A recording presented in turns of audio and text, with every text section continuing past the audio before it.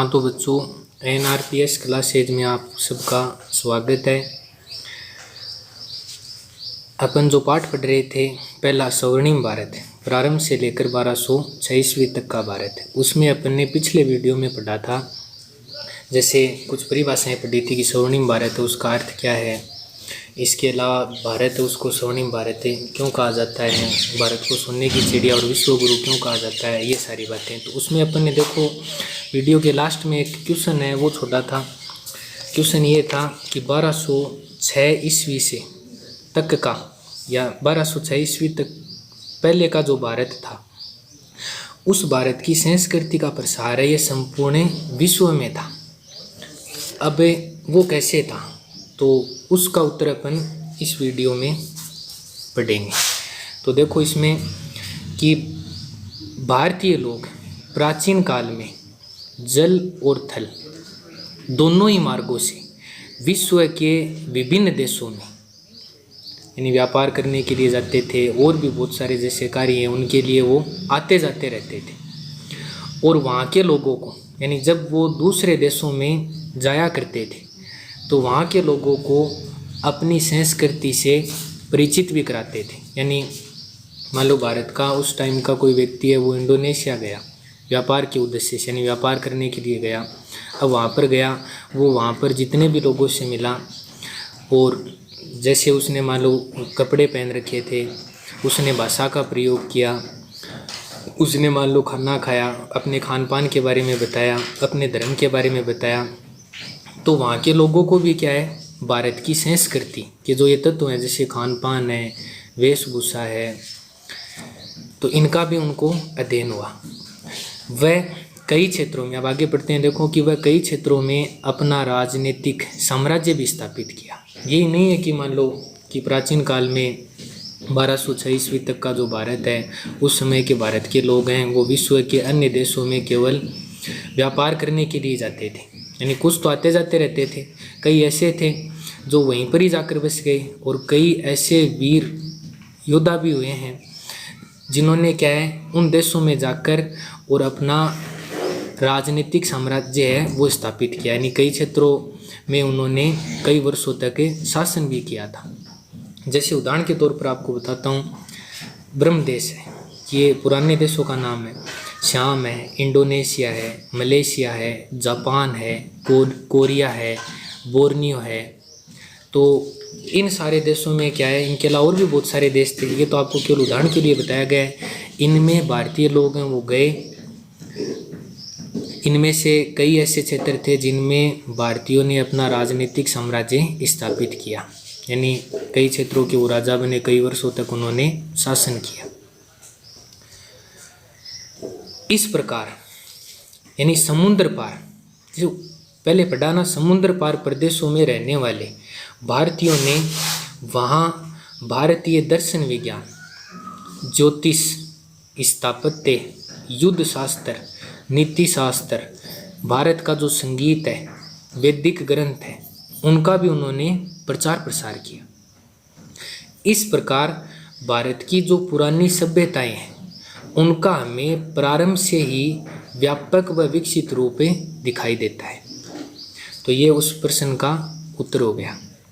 अब देखो इसके अंतर्गत एक, इसमें अपने पहली लाइन में पढ़ा था ना कि समुद्र पार प्रदेश, तो इनसे एक परिभाषा बनती है। जैसे शब्द है दीपांतर, तो दीपांतर जो शब्द है उसका शाब्दिक अर्थ होता है समुद्र पार। भारतीय जो प्रदेश है उनको दीपांतर कहते हैं। नहीं, ऐसे प्रदेश समुद्र के पार जहाँ पर भारतीय लोगों ने अपना राजनीतिक साम्राज्य स्थापित किया, तो समुद्र पार जो भारतीय देश हैं, प्रदेश हैं, उनको क्या कहा गया है, दीपांतर कहा गया है। अब इसमें आपको दो बातें हैं वो ध्यान रखनी है।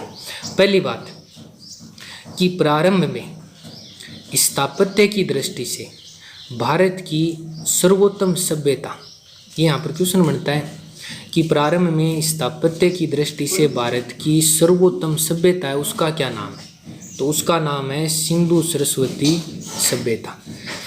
दूसरा क्वेश्चन ये बनता है कि प्रारंभ से लेकर और वर्तमान तक रामायण और महाभारत ये दोनों आपको याद रखने, एक तो रामायण और एक महाभारत। ये भारत के आदर्श और नीति ग्रंथों के रूप में प्रसिद्ध रहे हैं। यानी 2 क्वेश्चन बन गए। पहला क्वेश्चन कि प्रारंभ में स्थापत्य की दृष्टि से भारत की सर्वोत्तम सभ्यता का क्या नाम है, तो उसका उत्तर आपको क्या लिखना है, सिंधु सरस्वती सभ्यता।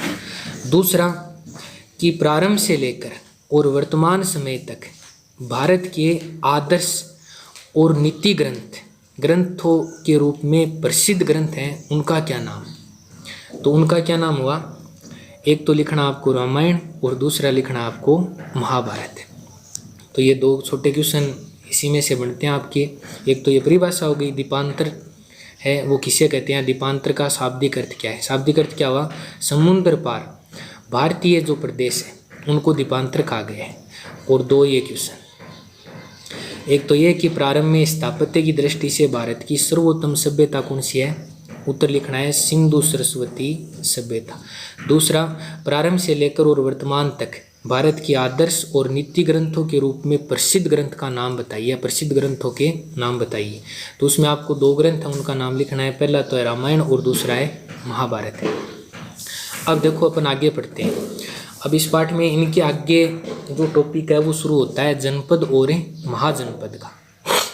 उसमें अपन पढ़ेंगे महाजनपद कालीन भारत के बारे में। तो पिछले जो वीडियो थी उसमें अपन ने महाजनपद का एक थोड़ा सा उल्लेख भी किया था कि महाजनपद का जो टाइम है वो क्या बताया गया है, 600 ईसा पूर्व से 325 ईसा पूर्व है।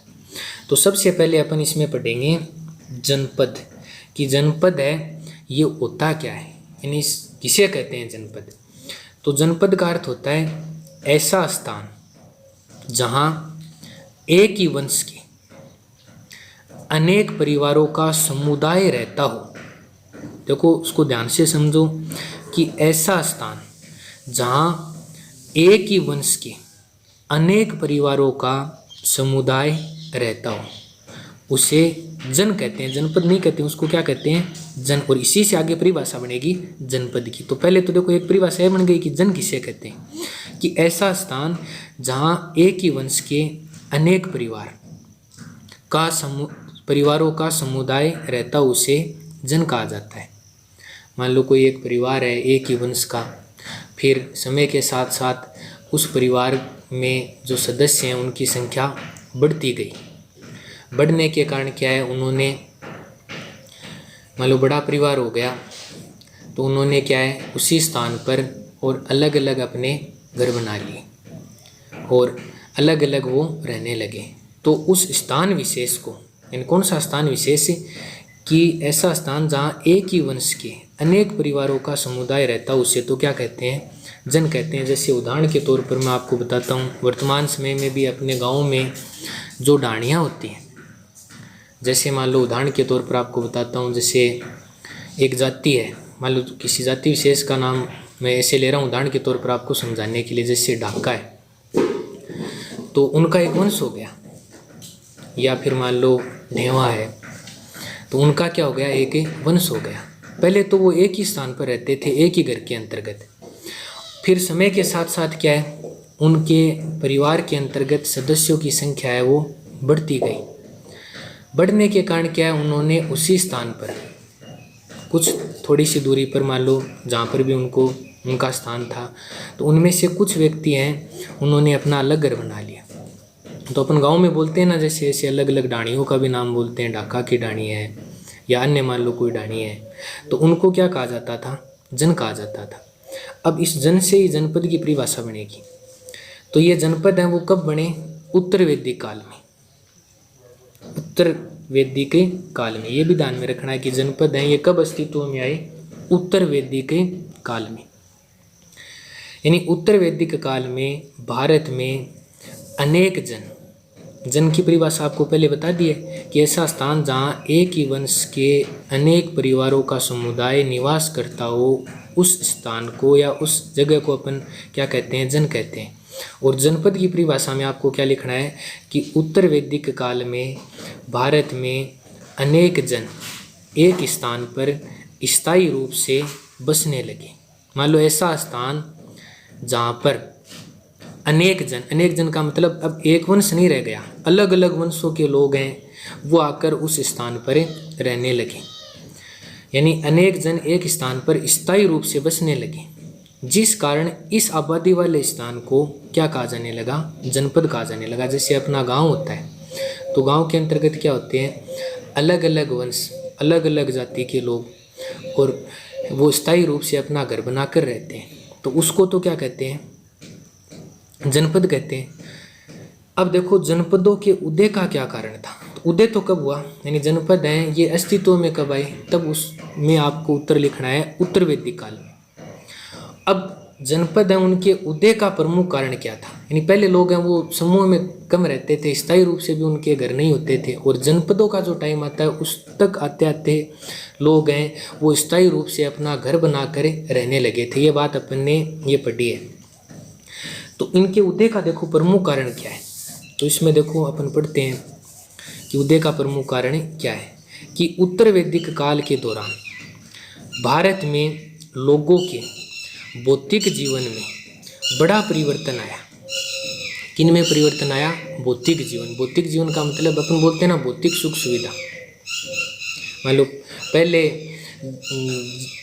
ये जन के समय जो लोगों को सुविधाएं थी, जैसे मान लो अपन घर की है, पक्का मकान की है, बिजली की है, पानी की है, और भी मान लो व्यक्ति को रहने के लिए जिन सुविधाएं होती है, उन सुविधाओं की तुलना में इस समय तक आते आते यानी उत्तर वैदिक काल तक आते आते थोड़ा परिवर्तन आया, यानी सुविधाओं में थोड़ा सुधार होने लगा, जिसका प्रमुख कारण अब देखो इसमें अपन ने पहले पढ़ा ना कि उत्तर वैदिक काल के दौरान भारत में लोगों के भौतिक जीवन में बड़ा बदलाव आया। अब भौतिक जीवन है, इसमें बदलाव का प्रमुख कारण क्या था, तो इसका प्रमुख कारण था लौह तकनीकी।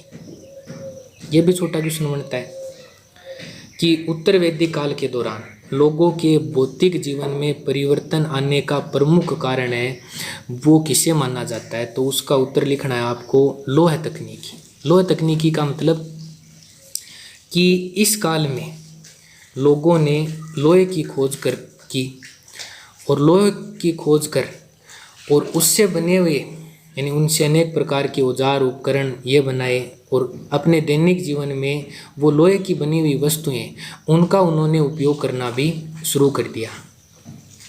इससे भारतीय समाज में स्थायी जीवन यापन की प्रवृत्ति है ये पहले की तुलना में मजबूत हुई, तथा हर क्षेत्र में यानी लोहे की खोज करने के बाद में अपने दैनिक जीवन में उत्तर वैदिक काल के जो लोग हैं उन्होंने लोहे की चीज़ें हैं उनका उपयोग करना शुरू कर दिया हर क्षेत्र में, जैसे कृषि, व्यापार। अब इससे बदलाव क्या आया लोगों के रहन सहन में या भौतिक जीवन में कि कृषि, व्यापार, वाणिज्य और उद्योग, इन सब का विकास हुआ।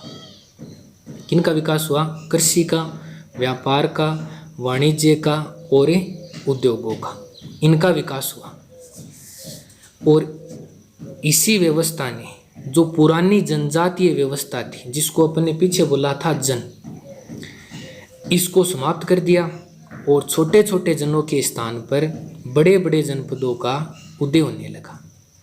यानी पहले की जो रहने सहने की जो प्रक्रिया थी जिसको अपन जन बोलते हैं, जनजातीय जो व्यवस्था है वो बोलते हैं, वो तो समाप्त हो गई। समाप्त होने का प्रमुख कारण क्या था, यानी समाप्त है वो किसने की, लोह तकनीकी। यानी व्यक्ति ने जब लोहे की खोज की, लोहे से बनी हुई जो चीज़ें हैं उनका उपयोग कर अपने दैनिक जीवन में उपयोग करना शुरू कर दिया, और इस लोहे की तकनीकी के कारण और भी बहुत सारे क्षेत्र उनका विकास हुआ, जैसे कृषि हुआ, व्यापार हुआ, वाणिज्य हुआ, उद्योग हुआ, इनका विकास हुआ। और इसी पूरी व्यवस्था ने क्या किया, पुरानी जनजातीय व्यवस्था है उसको समाप्त कर दिया, और छोटे छोटे जनों के स्थान पर किन का उदय हुआ, यानी क्या बने, जनपद बनने हैं वो शुरू हो गए।